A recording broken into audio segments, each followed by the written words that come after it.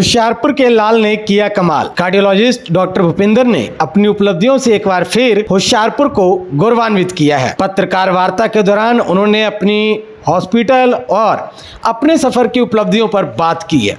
उन्होंने बताया कि उन्होंने हमेशा से यह सपना देखा था कि वह अपने राज्य के लिए, अपने क्षेत्र के लिए कुछ ऐसा करें जिससे न केवल उनकी पहचान बने बल्कि जिले का नाम भी रोशन हो। इस सफलता के पीछे और कड़ी मेहनत के पीछे अपने अनुशासन और माता पिता का आशीर्वाद वो मानते हैं। डॉक्टर भूपिंदर ने हृदय रोग के क्षेत्र में कई महत्वपूर्ण सफलताएं हासिल की है। उन्होंने कई जिंदगियां बचाई है।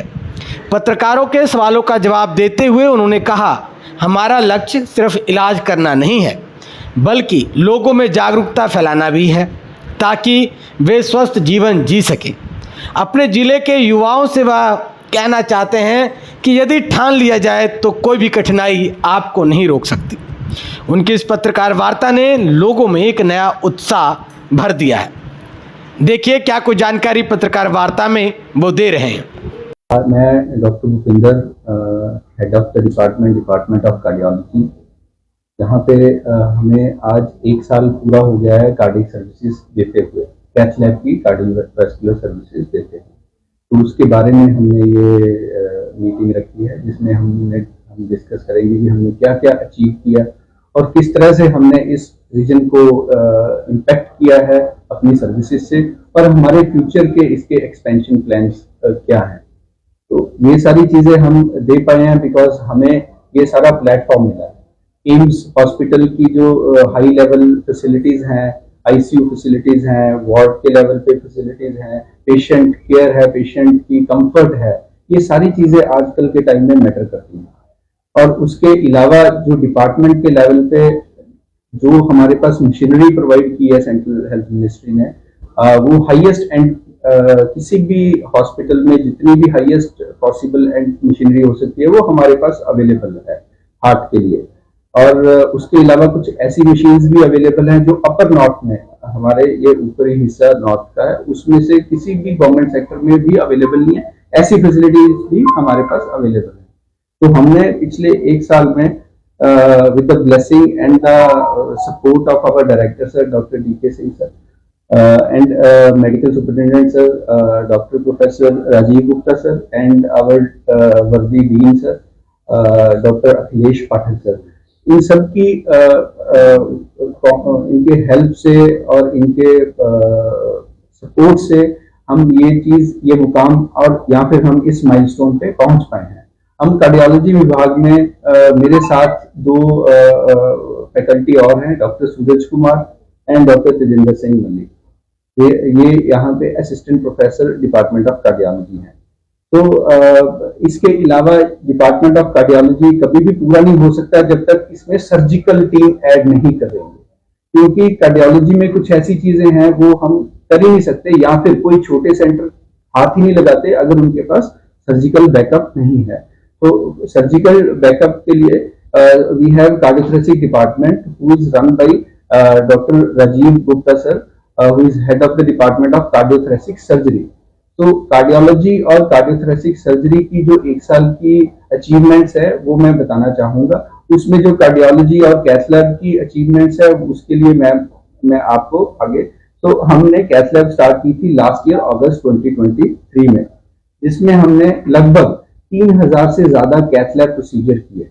ये सारी जो अचीवमेंट बता रहे हैं ये हम डिपार्टमेंट के लेवल पे OPD या IPD उसकी नहीं बता रहे हैं, ये हमारी जो प्योरली कैथ लैब के अंदर जो प्रोसीजर्स होते हैं, जो पेशेंट्स आते हैं हमारे पास हार्ट अटैक के साथ आते हैं, हार्ट फेलियर के साथ आते हैं, जो बच्चे होते हैं जिनके छेद होते हैं हार्ट में, उनके बिना ऑपरेशन के हम उन छेदों को बंद करते हैं, या फिर जो रूमेटिक हार्ट डिजीज है, जो वाल्व सिकुड़ने की प्रॉब्लम है, उसको वेल्व को खोलना, वो बिना ऑपरेशन के जितने भी प्रोसीजर हैं वो हम यहाँ पे कर पा रहे हैं। तो लगभग 3000 से ज्यादा प्रोसीजर हम 1 साल में कर चुके हैं। और उसका मेजर रीजन ये है कि ये सारे का सारा एरिया जो हम कवर करते हैं, लगभग 100 से 150 किलोमीटर के रेडियस से हमारे पास पेशेंट आते हैं। हम सिर्फ पंजाब का एरिया नहीं, उसके अलावा राजस्थान और हरियाणा का एरिया कवर कर पाते हैं। इसके अलावा जो लेटेस्ट हाई एंड प्रोसीजर है, जैसे बिना ऑपरेशन के वाल्व को बदली करना, जो कि बहुत ही कम सेंटर्स में होता है। अगर हम पंजाब में बोले तो गवर्नमेंट सेक्टर में पीजीआई के बाद हमारे यहाँ पे होता है। तो हमने यहाँ पे एक साल में लगभग 2 से 3 ऐसे प्रोसीजर भी किए हैं जो कि और किसी जगह पे नहीं होते। इसके तो अगर हम इसको अलग से देखें तो लगभग हमने अब तक 700 से 800 स्टेंटिंग एंजियोप्लास्टी प्रोसीजर्स किए हैं, जिसमें लाइफ सेविंग स्टेंटिंग जो है वो हमने लगभग 80 से 100 नंबर तक लाइफ सेविंग स्टेंटिंग की है। लाइफ सेविंग का मतलब है जो पेशेंट हमारे पास हार्ट अटैक से आते हैं जिसमें इमरजेंसी एंजियोप्लास्टी करनी पड़ती है, वो हमने लगभग 80 से 100 प्रोसीजर ऐसे किए हैं, जिसकी सक्सेस रेट काफी अच्छी है हमारे इंस्टीट्यूट में। इसके अलावा पेसमेकर इम्प्लांटेशन होती है, पेशेंट आते हैं हमारे पास बेहोशी के साथ आते हैं, धड़कनें कम हो जाती हैं। कुछ ऐसे पेसमेकर है जो बढ़ी हुई धड़कनों में लगाने पड़ते हैं, तो दोनों तरह के पेसमेकर हमने किए हैं। तो वो लगभग हमने 150 से ज्यादा पेसमेकर प्रोसीजर एक साल में किए हैं। इसके अलावा जो बच्चे आते हैं हमारे पास, हमारे बच्चों की एज की रेंज है वो हमने 1 साल से लेके, और अगर हम बड़ों की बात करें, स्टेंटिंग की बात करें, 90 साल तक की हमने प्रोसीजर कर चुके हैं यहाँ पे। तो बच्चों में लगभग हमने 30 से 40 प्रोसीजर किए हैं, जिसमें छेद को भरना बिना सर्जरी के वो हम यहाँ पे कर चुके हैं, वैसी सर्विसेज दे चुके हैं। पीडियाट्रिक क्लिनिक है, स्पेशल क्लिनिक है हमारा, जो हम थर्सडे के थर्सडे 2 से 4 बजे तक करते हैं, जिसमें अब एक साल में सबको इतनी ओरिएंटेशन हो चुकी है। आसपास के सिविल हॉस्पिटल मान लो या छोटे हॉस्पिटल मान लो, बच्चे हमारे पास रेफर होते हैं गुरुवार के दिन, जिसमें हम उनकी इको करते हैं। बच्चों के लिए डायग्नोस करने का सबसे इंपॉर्टेंट तरीका इकोकार्डियोग्राफी ही है, तो वो हम करते हैं। उसी में से हमारे पास जिनको हमने करना है, बंद करना है, बिना ऑपरेशन के ठीक कर सकते हैं, वो हम लिस्ट बना के, हमारे पास वो एक जनरेटेड लिस्ट है, तो हम उसको एनेस्थीसिया डिपार्टमेंट के साथ कोलैबोरेट करके और कार्डियोथोरेसिक डिपार्टमेंट के साथ कोलैबोरेट करके वो प्रोसीजर कर पाते हैं हमारी कैथ लैब में। इसके अलावा जैसे कि मैंने बताया आपको, वाल्व की सर्जरीज हैं, हमने 3 पेशेंट्स हैं जो बिना सर्जरी के वाल्व रिप्लेसमेंट बोलते हैं, टावी प्रोसीजर बोलते हैं, जो कि पीजीआई के बाद और यहाँ पे गवर्नमेंट सेक्टर में कहीं नहीं हो रहा पंजाब में। तो वो हमने पिछले 1 साल में 3 प्रोसीजर ऐसे किए हैं। इसके अलावा हम बाकी डिपार्टमेंट्स के साथ कोलैबोरेट करके, क्योंकि ये tertiary care high volume centre है, तो सारे पेशेंट ऐसा नहीं है कार्डियोलॉजी के पास आते हैं। कुछ पेशेंट्स मान लो गायनी डिपार्टमेंट में प्रेगनेंसी के दौरान पता लगती हैं चीजें कि इनको हार्ट की प्रॉब्लम भी है, वो एक कॉम्प्लेक्स सिनेरियो हो जाता है। सारे पेशेंट, उस तरह के सारे patient tertiary care volume high centre में रेफर हो जाते हैं, जिनको जब उनके पास एडमिट होते हैं तो वो हमारे साथ कोलैबोरेट करते हैं, हम डायग्नोस करते हैं, हम टाइमली ट्रीट करते हैं, जो कि मेजॉरिटी ऑफ द इंस्टीट्यूट जो स्मॉल सेंटर्स हैं वो डील नहीं कर पाते हैं। इसके अलावा सर्जिकल ऑर्थोपेडिक्स डिपार्टमेंट में ट्रॉमा के पेशेंट्स आते हैं, जिसमें लिम्ब इस्कीमिया, पैरों का खराब हो जाना, नसें बंद हो जाना, वो पेशेंट्स हमें रेफर होते हैं। सो ये पेशेंट डायरेक्टली कार्डियोलॉजी के पास नहीं आते। सो कहने का पर्पज ये है कि एक डिपार्टमेंट तभी सक्सेस हो सकता है अगर पूरा हॉस्पिटल और इंटर डिपार्टमेंटल कोलैबोरेशन की वजह से पेशेंट की पूर्ण केयर की जाए और फाइनली उसका आउटकम बेटर हो। तो ये सारी चीजें बताते हुए मुझे बहुत अच्छा लग रहा है कि हम इस लेवल पे पहुंच पाए हैं। तो मैंने जैसे ये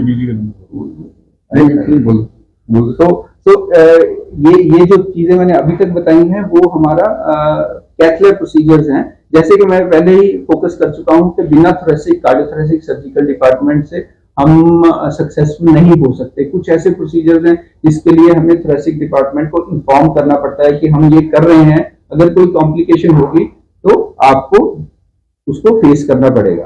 तो ये हम तभी कर पाते हैं, अदरवाइज तो पेशेंट रेफर करना चाहिए।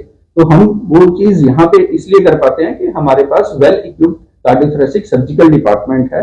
अगर हम उनकी बात करें थोरेसिक सर्जिकल डिपार्टमेंट, तो हम अब तक एक साल में 250 केस कर चुके हैं, जिसमें के 150 के करीब कार्डियोथोरेसिक बाईपास सर्जिकल प्रोसीजर्स हैं, ओपन हार्ट सर्जिकल प्रोसीजर्स हैं, जिसमें पेशेंट हम डायग्नोस होता है, एंजियोग्राफी होती है, मल्टीपल ब्लॉकेजेस आते हैं और हम बोलते हैं कि इसमें स्टेंटिंग नहीं कर सकते, तो हम पेशेंट रेफर करते हैं to the surgical department. So it is very important कि हमारे पास एक सर्जिकल डिपार्टमेंट है। तो पेशेंट डॉक्टर राजीव गुप्ता के अंडर 150 के करीब बाईपास सर्जरीज यहाँ पे हो चुकी हैं। और इतना ही नहीं, इससे ज्यादा इंपॉर्टेंट ये चीज है, नॉर्मल बाईपास सर्जरी है जो जो पूरे आगे से कट में होती है, जो आम आदमी सबको पता है, बड़ा कट लगता है यहाँ से यहाँ तक।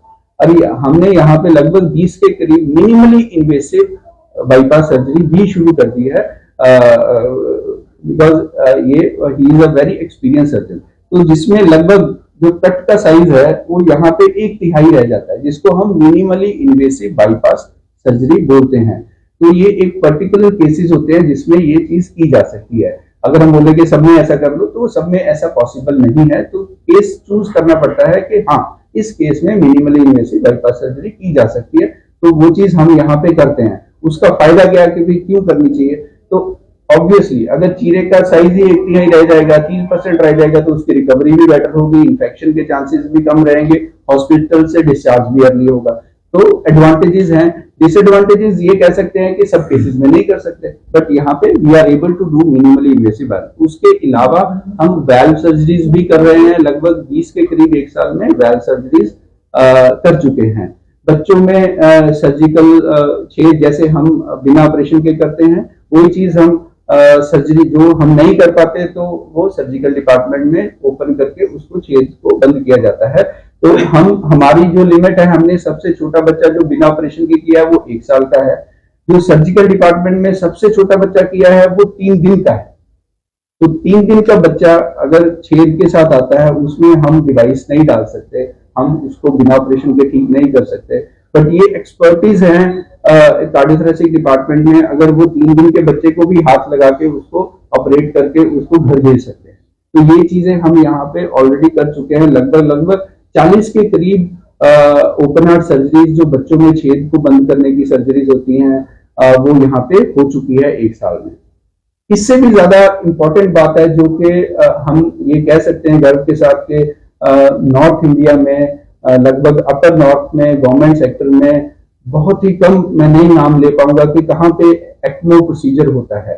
एक्मो एक ऐसा प्रोसीजर है जिसमें पेशेंट का हार्ट एक तरह से फेल हो चुका होता है, दवाइयां काम नहीं कर पा रही होती हैं, बीपी की दवाई जितनी मर्जी बढ़ा लो बीपी बढ़ नहीं रहा होता है, हार्ट की पंपिंग इतनी कम है कि अब उसके आगे कोई रास्ता नहीं है।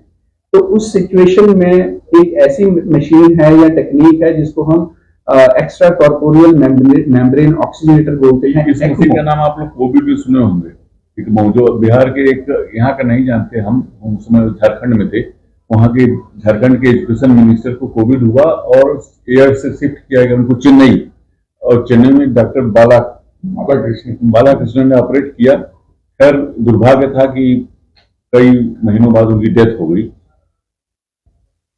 तो ये एक्मो मशीन बहुत ही ऐसे पेशेंट जो कि नहीं बचने वाला होता उसमें लगा के उसको कोशिश की जाती है कि टाइम अगर 2 दिन मिल जाते हैं पेशेंट को शायद रिकवरी हो जाए। तो एक्मो इस तरह से एक आर्टिफिशियल हार्ट लंग मशीन बोल सकते हैं इसको एक्मो को।